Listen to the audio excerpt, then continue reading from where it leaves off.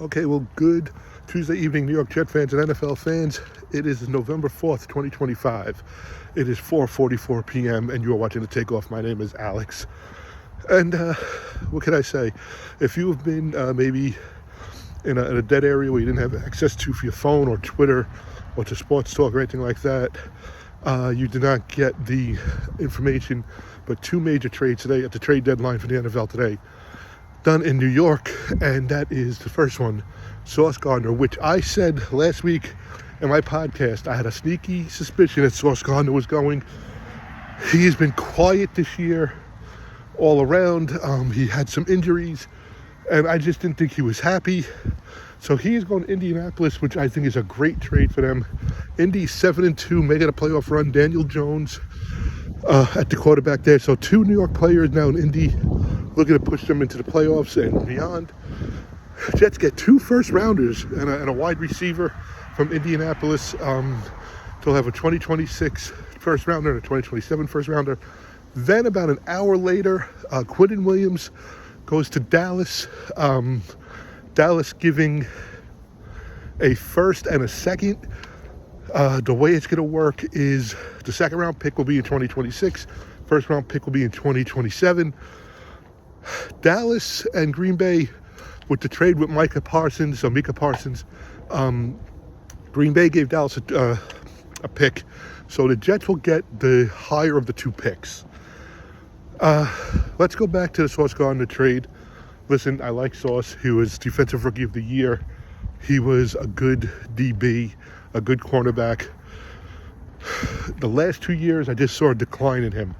And last year, there was that game, and I forgot who we were playing, and he had the guy wrapped up for a tackle, and the guy broke out of it and ran in for a touchdown, and Sauce kind of downplayed it, and he's like, it wasn't just the missed tackle that caused that loss. And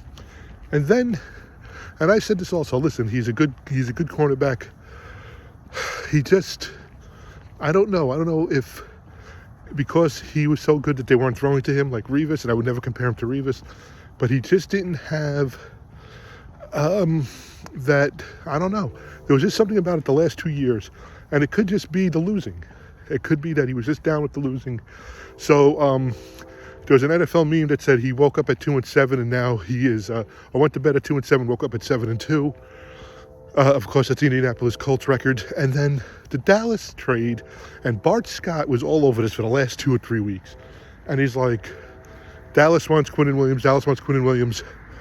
And they said, do you trade him? And he's like, absolutely not. Dallas wanted to trade Micah Parsons for Quinnen Williams, and he wanted Quinnen plus a 1, and the Jets said no. So you fast forward maybe 6 months, 4 months, whatever it is, and the Jets wound up making the trade. The only difference with this is it's Quinnen Williams going to the Dallas Cowboys. The Cowboys sending over a defensive tackle who was a 26th or 27th overall pick 2 or 3 years ago. And they're sending us their number 2 and their number 1. And again, the 2 will be in 2026. The number 1 will be in 2027. So in 2027, the Jets will have 3 first-round picks. They'll have 2 next year. The way it's going, they will have at least a top 7, if not a top 5 pick this year. So the Jets basically at the trade deadline said, let's free up some cap space, let's free up some salary, and let's get some capital. Now, people are having all different types of reactions. Now, I know my girls themselves, they were sad to see both of these players go. I know my daughter Alyssa doesn't like change.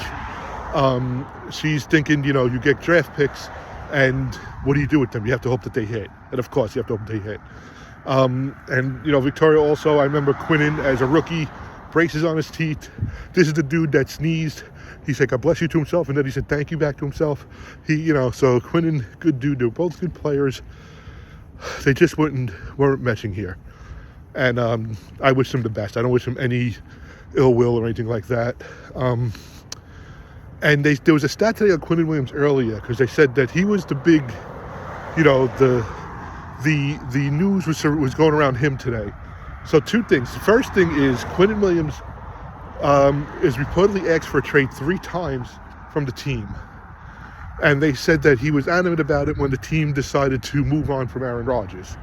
He never made that public. The team never made that public, and that actually kept his trade value higher than as if we knew, or if the other teams knew that he was desperate to get out. He told the Jets that he wasn't looking for a new deal. He wanted to leave. The second part of the Quinnen Williams trade is, and where was I going with this? Give me a second, because there was a lot going on today. Quinnen Williams, I'm trying to think. All right, so we'll go back to that. Listen, I think him and Sauce are two good players.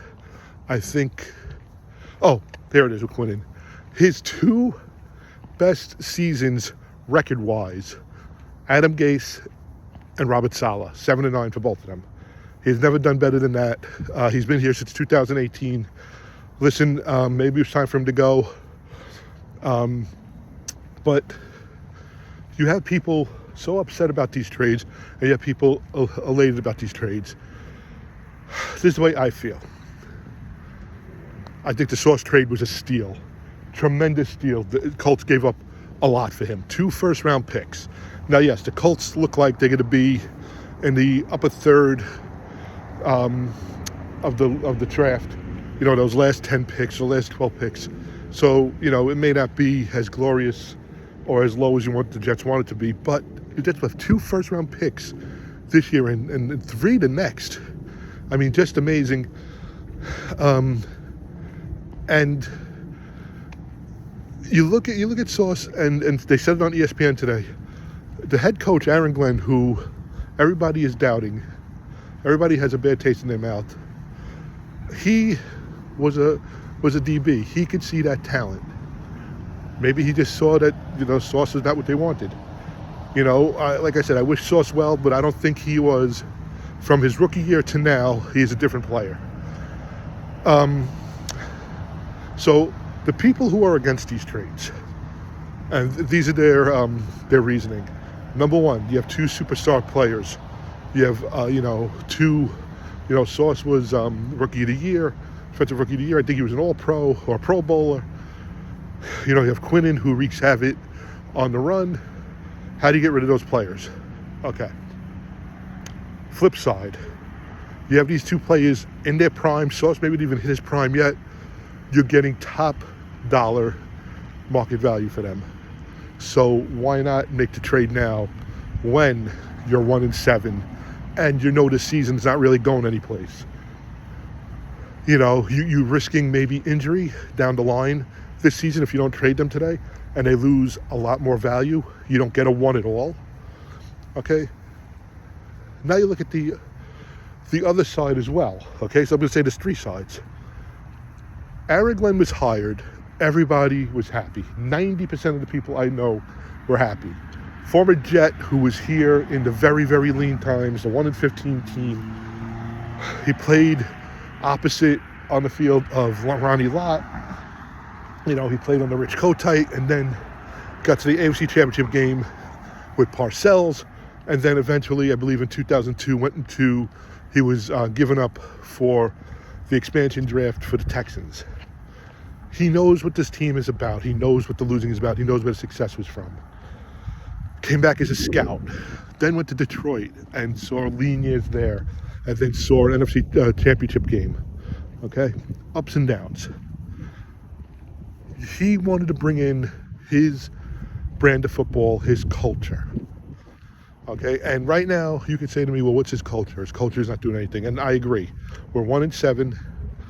We were a penalty machine the first 5 games. That is really slowed down and simmered down. Now I think there's we're averaging 3 a game, where we were getting, I think the first 4 games we were getting between 10 and 12. Still only have 1 turnover, but for him to put his footprint, his thumbprint on this team's culture, he needs his type of players. Now, you're going to tell me that maybe him and Quinnen didn't get along? It's possible. You don't have to get along. You just have to play well. You just have to coach well. You know, possibly he saw something in Sauce, you know, after Sauce's injury last year and then the concussion this year. Could there be something there? Possibly. But if we are going to watch this team, we have to trust the process. And I know I sound like Mike Tannenbaum, trust the process. Or else don't watch it. You know, if you want something to complain about, and all I've heard for this year, last year, owner has to go, coach has to go, quarterback has to go, defense has to go, season tickets this. Then why do you watch the team? Why do you supposedly root for the team? Because you know what? A lot of times I just think you just want something to complain about. Now, yes, we are not having a good year, to say the least. We're not having close to a stable year, to say the least. But you have to build, okay? We had Aaron Rodgers last year, and we won, 5 games or 7 games? I don't even know what we won last year, okay? You know, it is what it is. You knew once we got rid of Aaron Rodgers, the team was not a quarterback away. Aaron Rodgers being here showed the team wasn't a quarterback away. The year that he got hurt, I think we were a quarterback away because the defense played like on a mission, okay? And the offense was average with Zach Wilson back there. And you remember, we beat Buffalo opening night, and I think that was just adrenaline. But then we beat the Eagles, okay? So, you know, we beat the Jets. We beat the Jets. We beat the Giants. We beat the Jets all the time. So there was, you know, if there was any competent quarterback play, maybe that was the year we made a run for the playoffs or made the playoffs. But we're not a quarterback away. We are pieces away.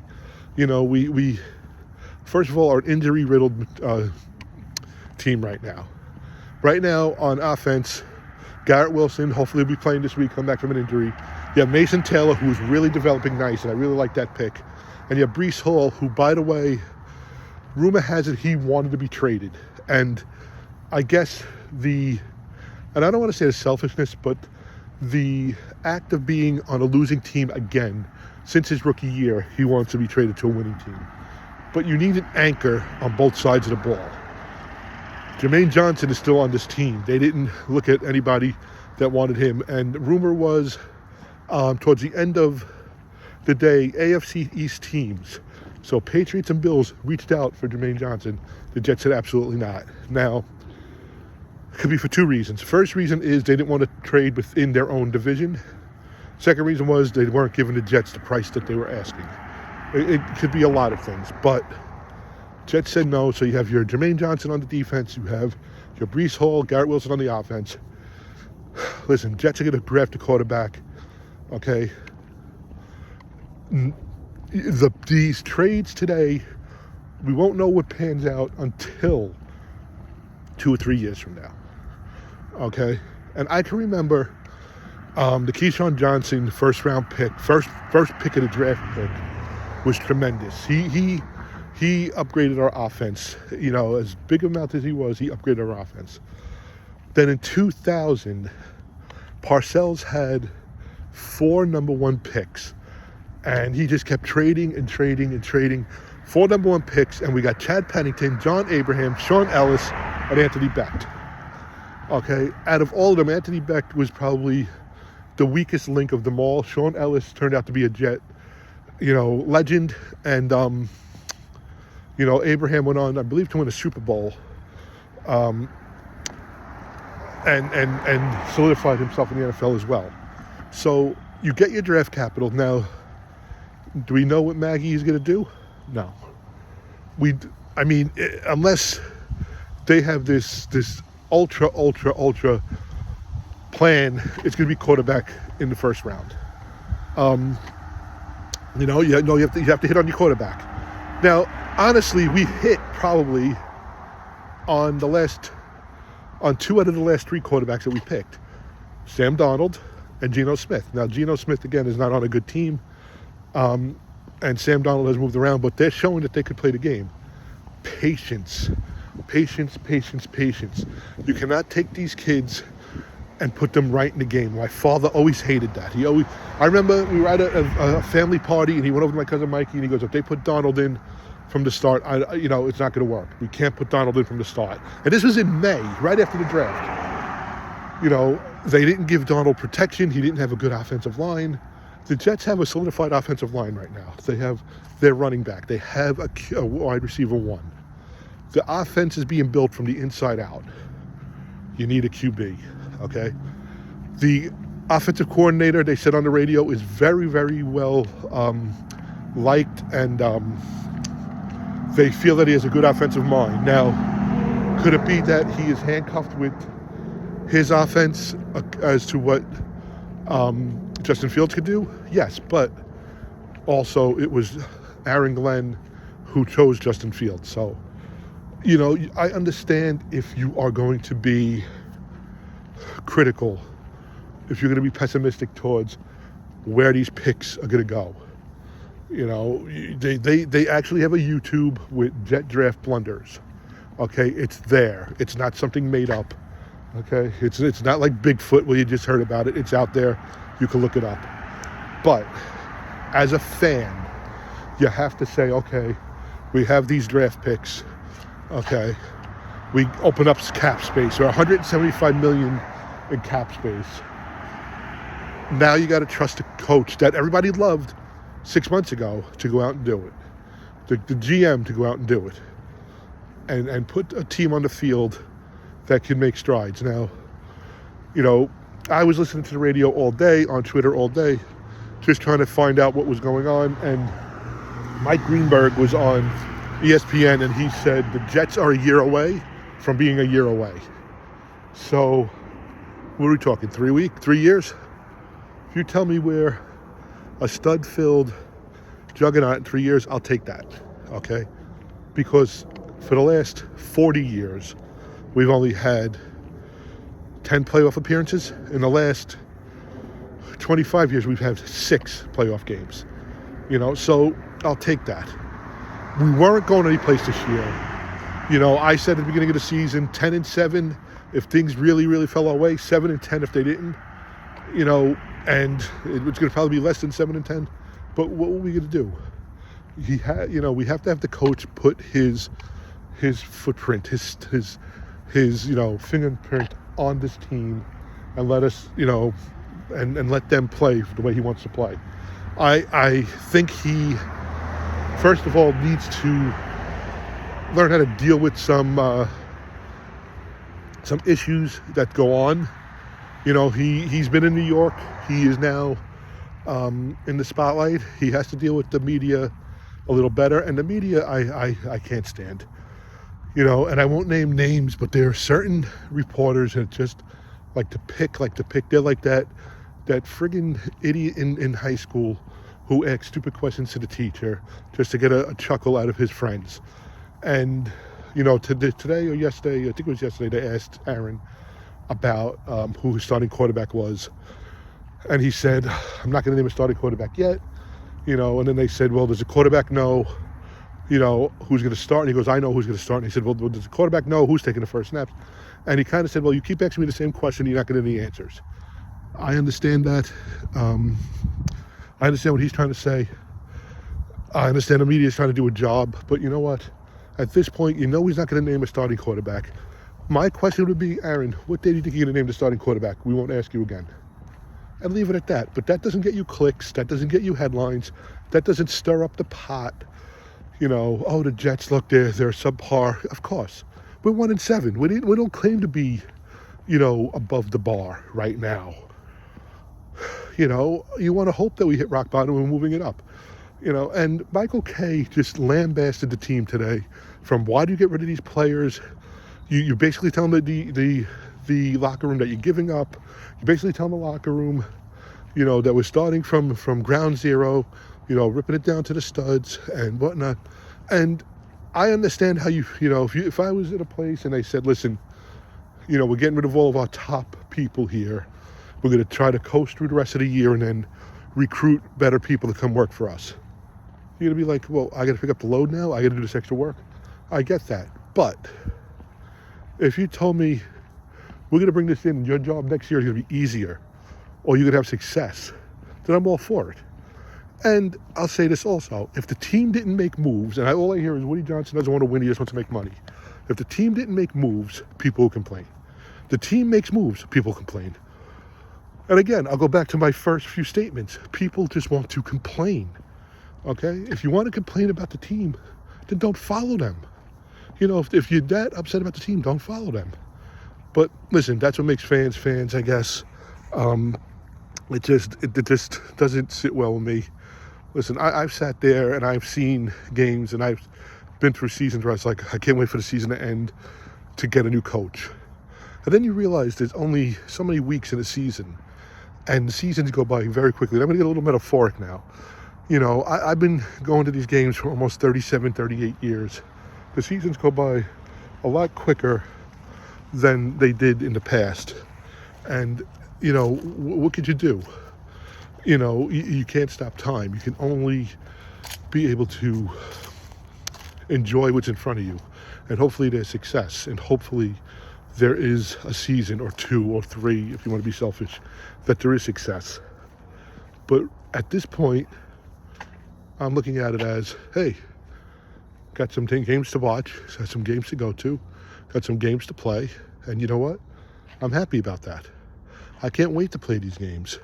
I can't wait to go to these games. Can't wait to meet some players and enjoy what's in front of you, because it goes fast. The seasons go fast. We're going into week 10, week 9, I'm sorry. Week 10, no, we already played. We're 1-7, we played 8 games, we had a bye, so we're going into week 10. Season is more than halfway over. We're in November. And listen, it's not the results I wanted. It's not the results any Jet fan wanted. But it's what we're dealing with right now. And you know what? You could either jump ship, you could stay on. And a lot of Jet fans will stay on. We are a very loyal, crazy bunch that just feel like we could wait it out. And I know Jet fans are losing patience. And I think that stems down to all the years of not winning, or all the years of, by week 7, week 6, you feel like the season is over. And you can't deal like that. Because if that was the case, your 2004 Red Sox, all those fans, the 2000, I'm sorry, I just saw something running by me. The 2000 something Cubs, the 94 Rangers, the 86 Mets. If you jumped ship, you wouldn't have been able to enjoy the fruits of those wins.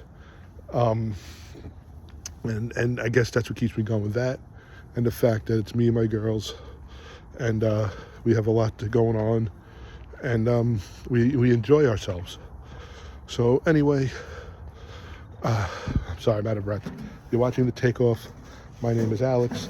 Listen, tweet us at The Jets Takeoff is our Twitter handle. Subscribe to this video on YouTube. The Jets Takeoff is the YouTube channel. The Takeoff is the YouTube account. And you can email us at thejetstakeoff@gmail.com. Have a great rest of your week. Be safe, be healthy. Have a blessed week, whichever you want to call it. And we'll see you soon.